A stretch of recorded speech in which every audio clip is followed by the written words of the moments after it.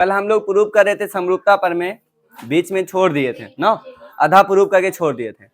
और उसमें कुछ जरूरत पड़ गया था कोण का, है ना, कोण को पहचानना, जो 9th क्लास में पढ़े होंगे, और अभी भी कोण को हम लोग पहचानेंगे। देखना, सबसे पहले जो कोण को पहचानना है, जैसे दो रेखाएं, है ना, दो रेखाएं किसी प्रकार से अगर एक दूसरे को काट देती है, दो रेखाएं, जैसे माना कि ये रेखा का नाम ए और इसका नाम बी, तो ए बी हो गया, और यहाँ पे रेखा का नाम देते हैं एम और एन। दो रेखाएं एक दूसरे को काटती है तो कुछ ना कुछ कोण बन जाती है। जैसे यहाँ देखना, कोण ये बना, फिर कोण ये बना, और कोण ये बना, और कोण ये बना। तो यहाँ देखना, इसका नाम देते हैं एक, इसका नाम देते हैं दो, इसका नाम देते हैं तीन, और यहाँ पर नाम देते हैं चार। जब दो रेखाएं एक दूसरे को काटती है, ठीक है ना, दो रेखाएं एक दूसरे को काटती है, तो वहां पे देखना आमने सामने का जो कोण कहलाएगा, इसके उस साइड वाला विपरीत साइड में जो कोण कहलाएगा वो कहलाएगा शीर्षाभिमुख कोण। ठीक है, क्या कहलाएगा? शीर्षाभिमुख कोण। मतलब कि एंगल एक जो है वो, एंगल तीन जो है वो क्या है? शीर्षाभिमुख कोण है, और दोनों एक दूसरे के बराबर होंगे। इसका मतलब एंगल एक एंगल तीन के बराबर होगा। एंगल दो जो है वो एंगल चार के बराबर होगा। और बताना कौन कौन से? तो शीर्षा, कैसे लिखेंगे शीर्षा? अरे शीर्षाभिमुख कोण, शायद ऐसा लिखा जाता है। ठीक है, शीर्षाभिमुख कोण हो जाएगा याद। तो बताओ क्या कहोगे कि अगर दो रेखाएं एक दूसरे को प्रतिच्छेद करती है तो वहां पे जो कोण बनेगा वो एक दूसरे के विपरीत साइड वाला जो कोण होगा वो कहलाएगा शीर्षाभिमुख कोण। जैसे कि एंगल एक एंगल तीन के बराबर होगा, एंगल दो एंगल चार के बराबर होगा। क्या ये समझ में आया? अब यहाँ उसी तरीका से देखना, दो समांतर रेखा हो, क्या बोला गया है? दो समांतर रेखा। ये चलो समांतर रेखा है, जैसे देखना इसका नाम देते हैं ए बी सी और डी, ए बी सी और डी। दो समांतर रेखाओं को एक प्रतिच्छेदी रेखा अगर काटती है तो फिर कुछ एंगल बनता है। ऊपर बताओ, एक दो तीन चार, यहाँ बताओ पाँच छः सात आठ, टोटल बताओ चार वहां बना और चार यहाँ बना। अब बताओ इसमें बताना शीर्षाभिमुख कोण। तो ये तो किसके लिए रहा? इसके लिए। इसके लिए बताना शीर्षाभिमुख कोण कौन कौन सा होगा, बताना। ये जो एंगल एक है वो किसके बराबर होगा? एंगल तीन के। एंगल दो किसके बराबर होगा? एंगल दो जो है वो किसके बराबर होगा? चार के। ये समझ में आया? एंगल पांच जो है वो किसके बराबर होगा? सात के। एंगल छह जो है वो किसके बराबर होगा? आठ के। और ये सब बताना, ये जो है बनाए हैं वो कौन सा कोण से? शीर्षाभिमुख कोण से। शीर्षाभिमुख कोण से। तो ये समझ में आया? तो बताओ यहाँ पर बताओ, दो प्रतिच्छेदी रेखाएं एक दूसरे काटी तो वहां पर चार बना, इधर नीचे भी चार बना, टोटल 8 एंगल बना। तो चार चार टुकड़ा होगा ना, आधा आधा। तो बता, एंगल एक एंगल तीन के बराबर, दो चार के बराबर, पांच सात के बराबर, और छह आठ के बराबर। कौन सा कौन से? शीर्षाभिमुख कोण। तो लग रहा है हमें कि पहचान गए होगे शीर्षाभिमुख कोण कहते किसे। हो जाएगा ना? बताना, जैसे भी ऐसे बोलेगा काटेगा, ये इसके बराबर और ये इसके बराबर। कौन सा कौन से? शीर्षाभिमुख कोण से। और सारे कौन होते हैं देखो। अब कौन सा कौन? दो समांतर रेखाएं हैं, ठीक है, दो समांतर रेखाएं हैं, उसको एक प्रतिच्छेदी रेखा काटा, ठीक है, तो इसके ऊपर वाला ये, इसके ऊपर वाला ये, इसका मतलब ये कितना है बता तो? एक। और इसके ऊपर वाला, मतलब ये जो काटा एक ही साइड के, एक ही साइड के ऊपर वाला, जैसे इसके ऊपर वाला और इसके ऊपर वाला, हो गया। फिर देखो इसके ऊपर वाला और इसके ऊपर वाला। समझ पाया क्या हो रहा है? देखो जैसे इसे मिटा रहे, यहाँ पे देखना, ये पूरा मिटा देते हैं और यहाँ पे बनाते हैं, जैसे कि ऐसा एक प्रतिच्छेदी रेखा, इसके ऊपर वाला और इसके ऊपर वाला एक साइड का। ये देखो, ये रेखा के ऊपर वाला ये रहा और ये रेखा के ऊपर वाला ये रहा। फिर देखना, ये इसके ऊपर और ये इसके ऊपर एक दूसरे के क्या होगा? बराबर होगा। और ये जो बराबर होगा वो संगत कोण से बराबर होगा। ठीक है, कौन सा कोण बोलोगे? संगत कोण से। ये समझ में आया? तो यहाँ पर 1 था, 2 था, और यहाँ पर क्या था? 5 था, 6 था। तो हम बोल सकते हैं कि एंगल ये किसके लिए है? इस साइड के लिए। समझ पा रहा है ना? ये इसके लिए है। तो यहाँ पर इसको क्या करते हैं, ऐसे बॉक्स दे देते हैं ताकि अलग हो जाए। तो बताना, आप देखना है हमको कौन सा कोण? संगत कोण। बताओ संगत कोण देखो, एंगल 1 किसके बराबर होगा? एंगल 1 जो होगा वो एंगल 5 के बराबर होगा। एंगल 2 किसके बराबर? एंगल 2 जो होगा वो एंगल 6 के बराबर होगा। चलो ये समझ में आया? फिर देखना, इसके नीचे वाला और इसके नीचे वाला, इसके नीचे वाला और इसके नीचे वाला भी बराबर होगा। तो यहाँ पे 3 और ये 4, ये कितना होगा? 7 और ये 8। तो बताना एंगल 3 किसके बराबर? तो एंगल 3 जो है वो एंगल 7 के बराबर हुआ, और एंगल 4 एंगल 8 के बराबर हुआ। वो बताना कहाँ से? कौन सा कोण से बताना? तो संगत कोण से बराबर ही होंगे, कोई दिक्कत नहीं है। तो 4 हो गया शीर्षाभिमुख कोण, 4 हो गया संगत कोण। समझ में आ रहा है ना? आप देखना एक कोण सीखना, एकांतर कोण। ठीक है ना? कौन सा कोण? एकांतर कोण। और देखना एकांतर कोण किसे कहेंगे। तो फिर से यहाँ मिटाते हैं, एकांतर कोण किसे कहेंगे। जैसे यहाँ पर एक रेखा रहा, यहाँ पे एक रेखा, दो रेखा को एक प्रतिच्छेदी रेखा काटा। तो 2 समांतर रेखा के अंदर देखना है, एक इस साइड से और एक इस साइड से। ठीक है ना? और फिर अंदर से एक इस साइड से और एक इस साइड से। कहने का मतलब ये जो कोण है वो कौन सा कोण कहलाएगा? एकांतर। जैसे यहाँ बताना 1 2 3 4 5 6। तो यहाँ पर एकांतर कोण कहाँ लिख दे? ऊपर लिख दे यहाँ पर, कि यहाँ लिख देते? यहाँ एकांतर कोण बताना कितना कितना कहलाएगा? 3। एंगल 3 जो होगा वो एंगल 6 के बराबर होगा। 4 किसके बराबर होगा? 5 के। तो एंगल 4 जो होगा वो किसके बराबर होगा? एंगल 5 के बराबर होगा। क्या यहाँ समझ में आ रहा है ना? बताना, ये हो गया एकांतर कोण। तो इसे कहेंगे अंदर है। देखना ये अंदर है या बाहर? अंदर। इसको कहेंगे अंतः एकांतर कोण, और जो बाहर होगा उसको कहेंगे बहिर एकांतर कोण। मतलब कि इस साइड लिए तो फिर इस साइड लेंगे, और इस साइड लेंगे तो फिर इस साइड लेंगे। यहाँ 1 2 और यहाँ 7 8। बताना 1 8 के बराबर होगा। 1 जो होगा वो 8 के बराबर होगा। तो लिख दें, तो एंगल 1 जो होगा वो एंगल 8 के बराबर होगा। फिर एंगल 2 जो है एंगल 7 के बराबर होगा। तो बताना ये कौन सा कोण रहा? एकांतर कोण। तो ये कोण में कोई दिक्कत तो नहीं है ना? तो ये कोण याद रखना है हम लोगों को। एक तो एकांतर कोण याद रखना है, एक तो संगत कोण याद रखना है, एक तो शीर्षाभिमुख कोण याद रखना है। तो ये तीनों को याद रखना, और जब बनाएंगे हम लोग क्वेश्चन को तो इसकी जरूरत पड़ेगी। ठीक है ना? अभी सिद्ध करने में भी जरूरत पड़ेगी, और क्वेश्चन जब सॉल्व करेंगे तब भी जरूरत पड़ेगी। इसीलिए इसे याद रखना। छापो इसे।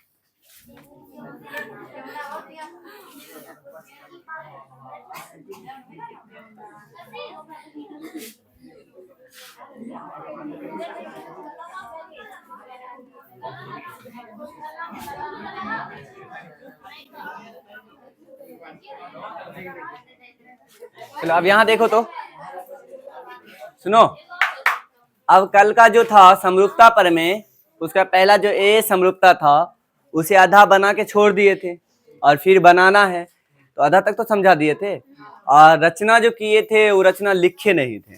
तो हम क्या करते हैं कि देखते हैं, और आज रचना लिखते के साथ इसे प्रूव कर देंगे, है ना? बहुत इजी है। हम लोग लगभग समझ लो प्रूफ पर पहुंच ही गए थे। ठीक है ना? अब देखना कैसे प्रूव करोगे। तो सबसे पहले पर में लिखाना तो क्या है देखो, तो लिखेंगे समरूपता पर में, मतलब ए समरूपता था तो लिखेंगे समरूपता पर में, समरूपता पर में। और वो कौन सा था? ए बताओ लिखाना। यदि दो त्रिभुजों में, दो त्रिभुजों में संगत कोण बराबर हो, कोण बराबर हो तो उनकी संगत भुजाएं, संगत भुजाएं, तो उनकी संगत भुजाएं एक ही अनुपात में होती है। यहीं पे लिख दें, एक ही अनुपात में होती है। तो बताओ यहाँ पे कहाँ तक दिया हुआ है, यहाँ तक, ठीक है। तो यदि दो त्रिभुजों में, तो दो त्रिभुज बनाना है, संगत कोण बराबर होते हैं, तो यहाँ तक क्वेश्चन दिया है, तो उनकी संगत भुजाएं एक ही अनुपात में होती है, और है ना, ये और इसलिए ये त्रिभुज समरूप होते हैं। ऐसा होता है, कोई दिक्कत नहीं है। तो यहां बोला गया है यदि दो त्रिभुजों में, सबसे पहले त्रिभुज लाएंगे, उसके बाद क्या बोला गया है, संगत कोण बराबर होते हैं। तो हम लोग दो त्रिभुज को मानते हैं, पहले लिखेंगे अब माना कि दो त्रिभुज ए बी सी तथा पी क्यू आर खींचा, हो गया ना।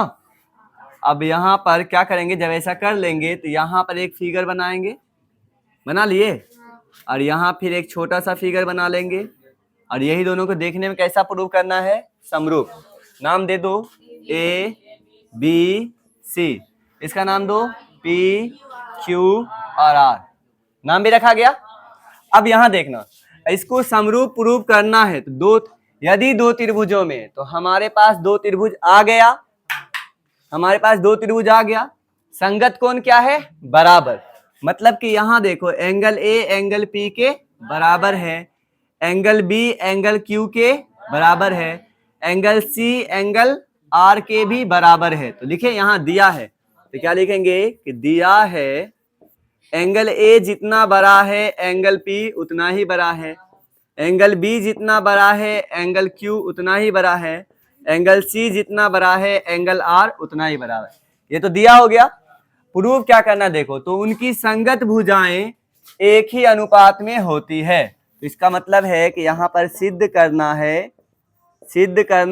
है कि ए बी बटा क्या होगा, पी क्यू बराबर होगा बी सी बटा बराबर होगा ए सी बटा पी आर, यही ना होगा। तो ये हो गया। तथा अगर ऐसा होता है, इसीलिए दोनों त्रिभुज क्या होता है, त्रिभुज ए बी सी जो है वो समरूप होता है त्रिभुज पी क्यू आर के। बता, यहां तक ला जगह मेरे पास नहीं है, ठीक है ना, तो हम लोग ऐसे ही बना लिए, कोई दिक्कत तो नहीं है। अब बताना, ये अब अगला देखना है, इसके नीचे हमें कुछ रचना करना पड़ेगा, ठीक है। तो रचना यहाँ कर देते हैं। अब रचना करने क्या बोले थे, कल भी बताए थे कि ये जितना बड़ा है पहले क्या करेंगे, उस त्रिभुज में उतना ही बड़ा करने की कोशिश करेंगे। तो हम ए बी जितना बड़ा है इसमें काट लेंगे, ए सी जितना बड़ा है इसमें काट लेंगे, एंगल ए एंगल पी के बराबर है ही, तो हम लोग इतना ही बड़ा काट लेते। देखो यहाँ पे, यहाँ पर ये क्या कर दिए, रचना कर दिए। तो रचना डॉट डॉट लाइन से होता है, तो यहाँ पर रचना हो गया। मतलब यहाँ पर क्या किए, इसका नाम दे दो एम और इसका नाम दे दो एम। तो हम रचना यहाँ पर लिखेंगे, तो लिखेंगे अब रचना देखना क्या किए हैं, ए बी जितना बड़ा है ना, और कौन में रचना कर रहे हैं, इसमें रचना कर रहे हैं या उसमें रचना कर रहे हैं, इस त्रिभुज में कर रहे हैं। तो रचना त्रिभुज पी क्यू आर में हम कर रहे हैं, ए बी जितना बड़ा है पी एम उतना ही बड़ा है, ए बी जितना बड़ा है पी एम उतना ही बड़ा, ठीक है। तथा बता, ए सी जितना बड़ा है पी एन उतना ही बड़ा, क्या किए, काटा, समझ पा रहे हैं, काट लिए, कोई दिक्कत तो नहीं है। अब यहाँ पे काट के यहाँ पे ऐसे की इस तरह से दे लिए, तो ये देखना, जिससे एक एम एन प्राप्त हो गया रेखा। अब देखो, एक ये त्रिभुज और एक ये त्रिभुज है, तो सबसे पहले क्या बोले थे, उसको उस घर से बुलाओ और अपने आप को पहले मिलाओ, है ना। तो पहले हमें इस दोनों को क्या करना है, देख के हु बहू कर लो, अब बोलो उसको घर में देख के आओ, वो घर से देख के आएगा, बाहर आके फिर बोलेगा, काम बन जाएगा, ठीक है। तो पहले क्या करना है, इस दोनों को मिलाना है, तो पहले इस दोनों को बुलाएंगे, अपने आप को रखेंगे, अगला बंदा जो उसके घर का रहेगा, जो हु बहू करना है उसको बुलाएंगे, तो दोनों को लो। तो लिखेंगे अब कौन त्रिभुज, त्रिभुज ए बी सी तथा त्रिभुज पी एम एन में हिंट करेंगे। बता, ए बी जितना बड़ा है उतना ही बड़ा क्या है, पी एम। और एंगल ए जितना बड़ा है एंगल पी कितना बड़ा है, उतना ही बड़ा। और ये कहां से लाए बता, तो दिया है, खुद दिया है। बता, ए सी जितना बड़ा है पी एन कितना बड़ा है, ए सी जितना बड़ा है पी एन उतना ही बड़ा है। लेकिन ये दोनों लाए कहां से हैं, तो लिखेंगे रचना से लाए हैं। कहां से लाए हैं, और ए सी कहां से लाए हैं, ये भी रचना से लाए हैं, है ना। कैसे लिखेंगे, रचना से लाए हैं। और ये कहां से लाए हैं, तो लिखेंगे यहाँ पर कि ये जो है दिया है। हो गया, तीनों कहां से लाए हैं वो भी पता चल गया। तो बताना, कल हम सर्वांग समता पढ़े थे, एस एस सर्वांग समता, और क्या पढ़े थे, एस ए एस सर्वांग समता, और सारा होता है लेकिन नहीं पढ़े थे, ठीक है ना। ये सब नहीं, ये और आगे पर जरूरत नहीं है ना, लेकिन थोड़ा ये दोनों की जरूरत था तो बता दिए। तो बताना, तो यहाँ पे देख रहे हैं, इसीलिए एस ए एस मतलब साइड एंगल साइड, मतलब कि ये इतना बड़ा है इसके बराबर, और ये इसके बराबर है, और ये कोण इसके बराबर है, तो ये भी एक दूसरे के बराबर ही होगा। इसको उठा के इस पे रख देंगे तो क्या हो जाएगा, सर्वांग सम। तो सर्वांग समता से, है ना, सर्वांग समता से एस एस सर्वांग समता से त्रिभुज ए बी सी जो होगा वो क्या होगा, सर्वांग सम होगा। लेकिन इधर वाला लिखने के लिए हम स्वतंत्र है, उधर वाला थोड़ा सा सोच समझ के लिखेंगे। उधर वाला लिखो, इधर ए बी लिए और उसके बाद बी सी लिए, मतलब इधर ए बी लिए उसके बाद बी सी लिए। इधर बताओ, इसके बराबर वाला पी क्यू ले, पी एम लेंगे, और उसके बाद इधर एम एन लेंगे, ठीक है। तो बताओ, त्रिभुज पी एम और एन लिए, ये दोनों क्या होगा, सर्वांग सम। और सर्वांग सम हमें तीन नॉलेज देता है, एक तो एंगल बराबर होता है, एक तो क्या होता है कि भुजा बराबर होता है, और एक भुजाओं का अनुपात कितना होता है, एक होता है। और यहाँ पर हमें दिया हुआ क्या है, कोण दिया हुआ है, इसीलिए हम क्या करेंगे, इसी को यूज करना है। दिया हुआ क्या है, कोण, तो हमें कोण को यूज करना है, इसीलिए यहां से कोण निकालने की कोशिश करेंगे। जो दिया हुआ है उसको निकालने की कोशिश करने का मतलब, देखो हमें इसी को यूज करना है, जो दिया हुआ है वो तो बता क्यों दिया है, क्योंकि इसे यूज करना है इसीलिए, ठीक है ना। अरे ये दिया हुआ है तो हम एंगल जानते, यहां से तीन एंगल निकलेगा, तीनों एंगल को निकालेंगे। और ये ध्यान देना कि एंगल ए जो है एंगल पी के बराबर होगा, एंगल बी एंगल एम के बराबर होगा, और एंगल सी एंगल एन के बराबर होगा। कोई दिक्कत तो नहीं है। तो एंगल ए और एंगल पी के बराबर होगा, और यहाँ पहले ही दे दिया एंगल ए एंगल पी के बराबर है। तो बता, एक बार वहां लिखा हुआ है ही, और एक बार और लिखना जरूरी है क्या, नहीं। तो हम दूसरा पे चलते हैं। तो बताओ, एंगल बी जो है, इसीलिए एंगल बी जो है एंगल एम के बराबर होगा। एंगल बी किसके बराबर होगा, एंगल एम के बराबर होगा। लेकिन यहां बोला जा रहा है कि एंगल बी एंगल क्यू के बराबर है, तो यहां आप लिख सकते हैं कि लेकिन, है ना, एंगल बी तो एंगल क्यू के बराबर है या नहीं है। आई कहां से लाए हैं बताओ, तो दिया है, यही नहीं है, दिया है। तो बताना, एंगल बी बोल रहा है कि हम एम के बराबर है, और एंगल बी बोल रहा है यहाँ हम क्यू के बराबर है। तो बता, एंगल एम और एंगल क्यू भी एक दूसरे के बराबर होगा या नहीं होगा, होगा। तो हम यहाँ बोल सकते हैं इसीलिए एंगल जो है एम भी एंगल क्यू के बराबर होगा। क्या यहाँ तक कोई दिक्कत, इसका मतलब कि एंगल एम ये वाला भी एंगल क्यू के बराबर होगा। समझ में आ रहा है ना, तो यहाँ तक कोई दिक्कत नहीं। अब तुम बताओ, ये देखो दो समांतर, दो रेखाएं हैं, ये क्या है, दो रेखाएं। लेकिन इससे पहले कहीं समांतर तो नहीं बोला गया। लेकिन बताओ, दो रेखाएं इस प्रकार से रहे समांतर, और इस प्रकार से एक तिरछा रेखा काटे, तो इसके ऊपर वाला इसके ऊपर वाला कौन कौन होता है, संगत कोण से बराबर होता है। कोई दिक्कत नहीं है। तो तुम बताओ कि जब ये संगत कोण से बराबर होता है, समांतर है और तिरछा काटा, तो ये कोण बराबर होता है। और इस बार बताओ क्या है, समांतर के बारे में नहीं बताया है, कोण ही बराबर है, तो क्या हम समांतर नहीं बोल सकते हैं। समझ आया, समांतर है तो कोण बराबर होगा, कोण बराबर है तो समांतर होगा। ये होगा या नहीं होगा। चलो इधर देखिए, ये इसके बराबर है, और देखो इधर n जो है वो r के भी बराबर हो जाएगा। देखो कैसे, तो जगह तो है नहीं, तो इसको पहले छापो, फिर यहां से आगे बताएंगे। अच्छा बता, पीछे से मिटाते जाएंगे तो कोई दिक्कत नहीं रहेगा। इस साइड तो बताओ ऐसे कल भी लिखे थे और हमें लग रहा है कि यहाँ से मिटा के बना सकते हैं हम लोग। चलो छापो फिर से, हाँ तब ना बोलोगे पढ़ाया हुआ है।